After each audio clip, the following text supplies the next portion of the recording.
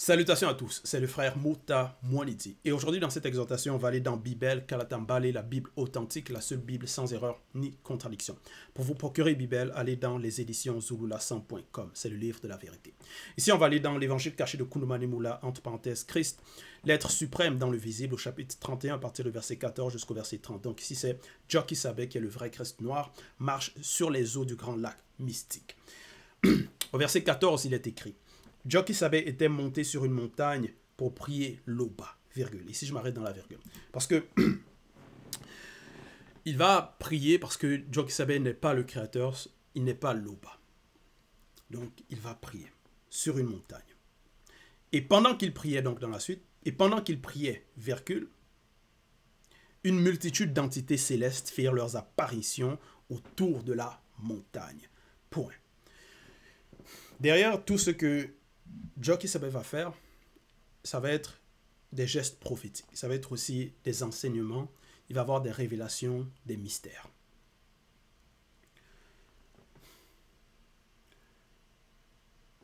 Et il est écrit ici donc une multitude d'entités célestes, donc entité avec un E majuscule, céleste avec un C majuscule, firent leurs apparitions autour de la montagne.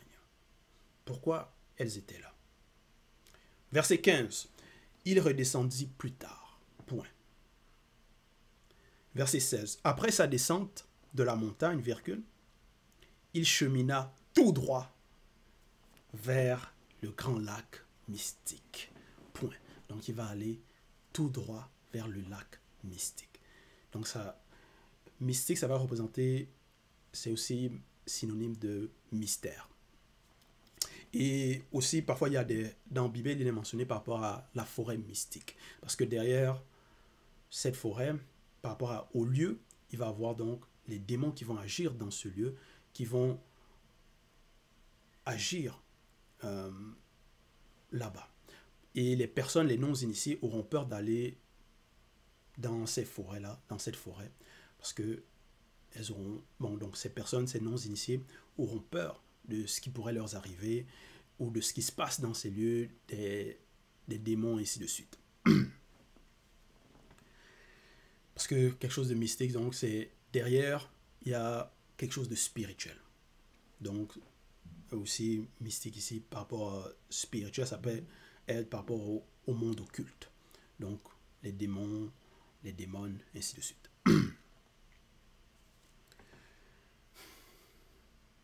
Donc, par rapport au non visible.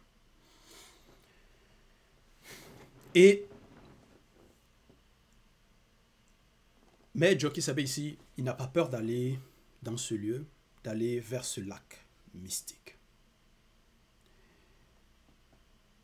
Verset 17. Joki Sabe se tint ainsi au milieu de l'obscurité devant ce grand lac mystique. Point. Donc c'était l'obscurité. Et c'était un lac mystique. Si c'était d'autres personnes, peut-être elles auront peur d'être à ce lieu-là pendant la nuit. Donc pendant l'obscurité. Mais pas Joki Sabe.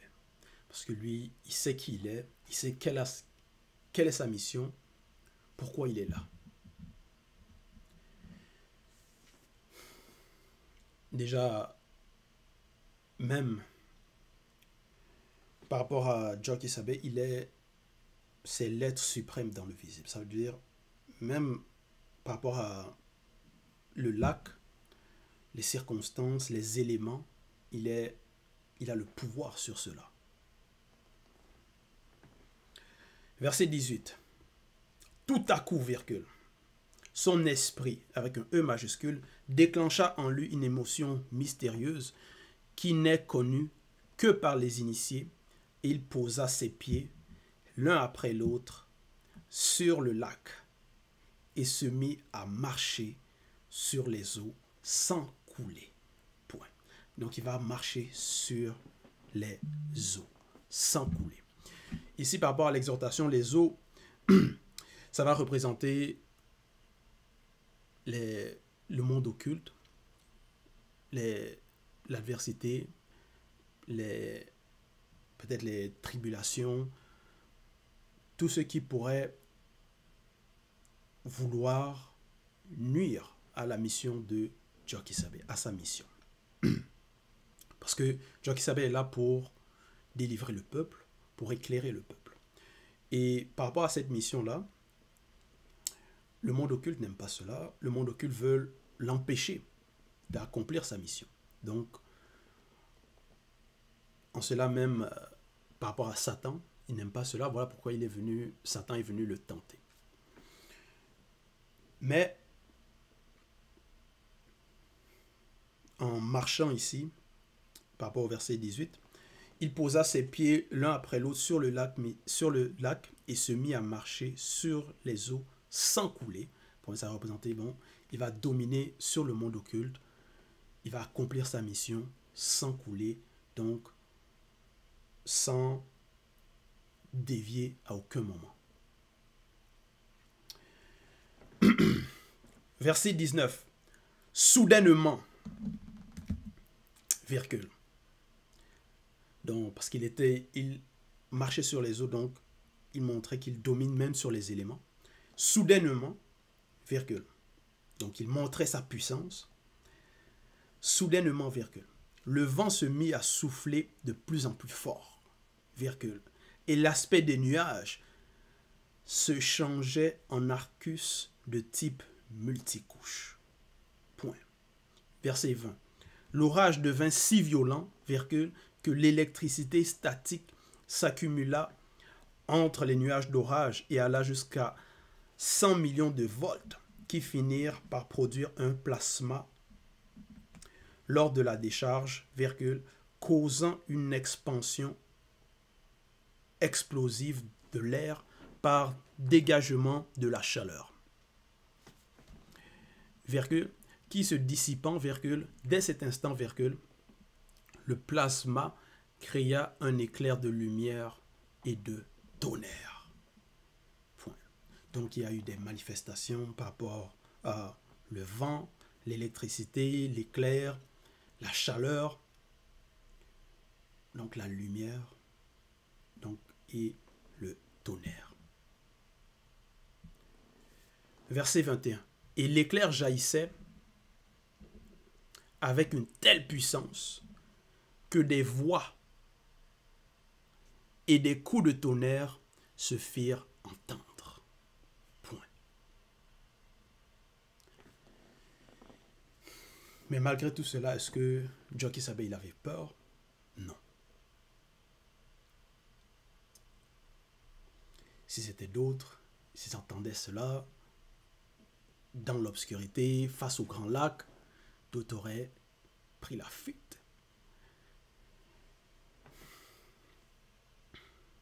Mais Jokisabe sait pourquoi cela arrive, pourquoi il est là. Verset 22. Et toutes sortes de races de Menguma Madiba, entre parenthèses, sirènes des eaux, se mirent à observer Jokisabe marcher sur les eaux. Point. Donc maintenant, donc, les sirènes des eaux vont l'observer. Comment il marche sur les eaux, comment il domine sur les éléments.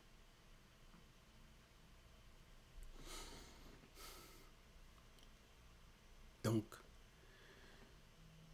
ici par rapport à l'exhortation, comment il est en train d'accomplir sa mission.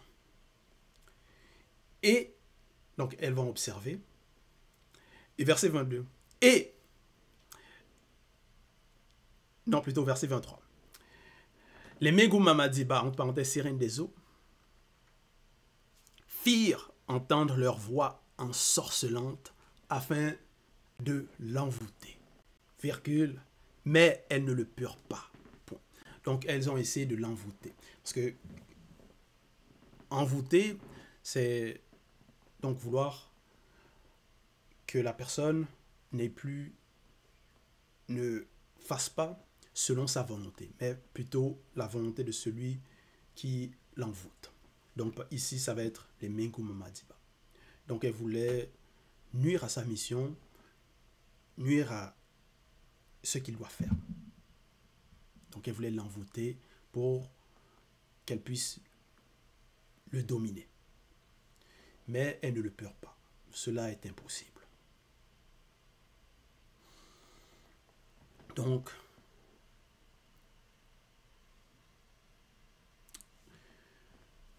et c'est par les voies qu'elles ont essayé de faire cela. Verset 24.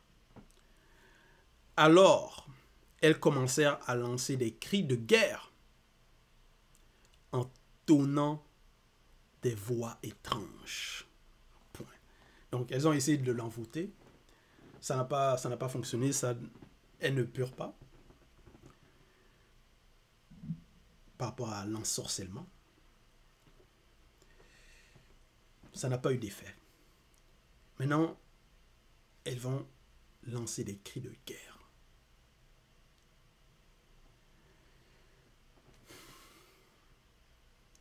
Verset 25. Dès lors, virgule, Jokisabe prit le dessus sur elle, virgule, si bien que les démons de haut rang de l'air et de la forêt vinrent pour secourir les Menguma Madiba, entre parenthèses, sirènes des eaux.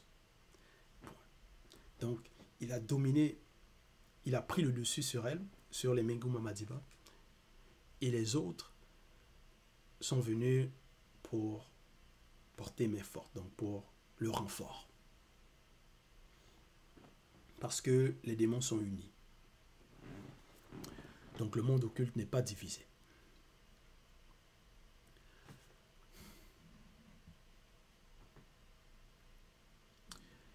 Mais malgré le fait que les renforts arrivent,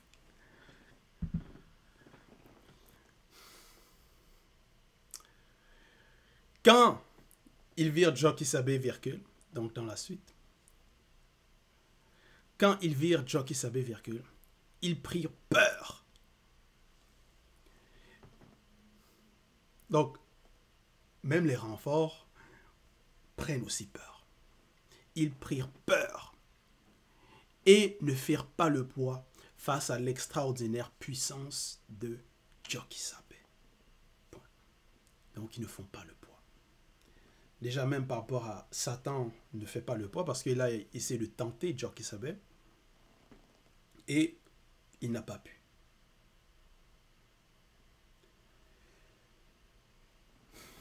Donc, combien de fois les démons, les Menguma Madiba, ou même les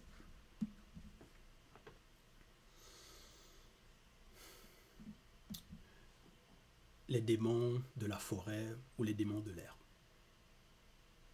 Déjà même parce que par rapport à l'échelle même, les Menguma Madiba, les sirènes des eaux, elles ce sont le premier rang. Donc les démons de l'air et par rapport à ceux de la forêt, ça vient après. Donc eux ce sont des démons inférieurs comparativement aux Menguma Madiba.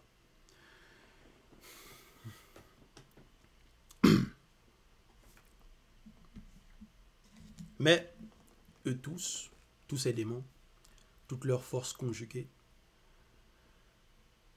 n'ont pu nuire à Jokisabe. Donc, ils n'ont pas pu nuire à sa mission. Ils n'ont pas pu l'ensorceler, ni prendre le dessus sur lui. Bien au contraire, ils ont pris peur. Verset 27.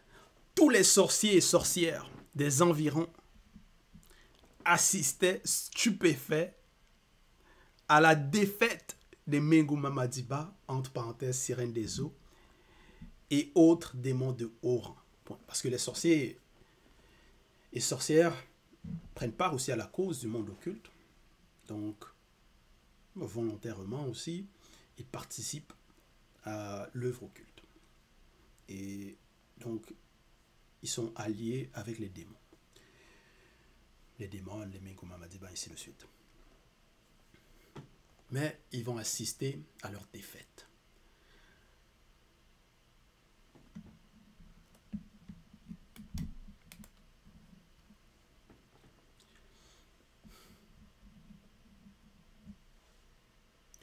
Plus tard, verset 28, virgule, Jokisabe alla vers ses apôtres, virgule, en marchant sur le grand lac mystique.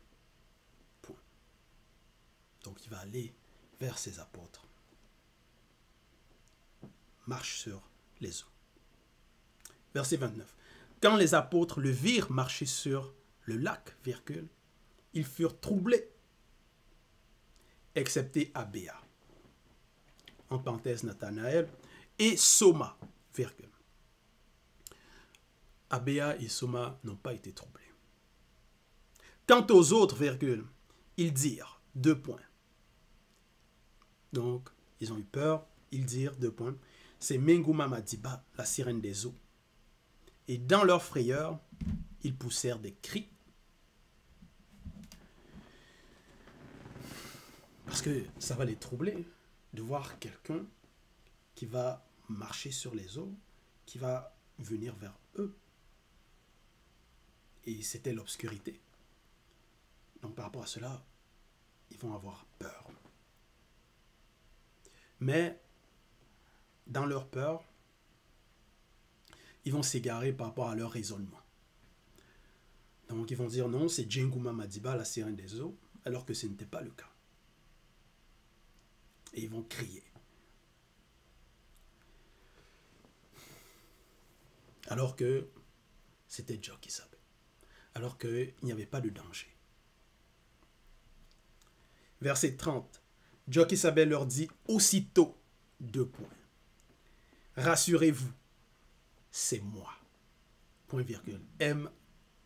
Donc le moi ici, c'est avec un M majuscule. Point virgule. N'ayez pas peur. N'ayez pas peur. Parce qu'il domine sur les éléments. Il s'est dépouillé pour la mission, pour libérer. Même si c'est l'obscurité, même s'il y a les épreuves, le monde occulte, la lumière, lui, dans l'obscurité, illumine les non-initiés graciés. Éclaire. Donc il leur rassure. Donc voilà, c'était l'exhortation. Toute gloire et tout honneur à l'Oba, le seul et unique Créateur.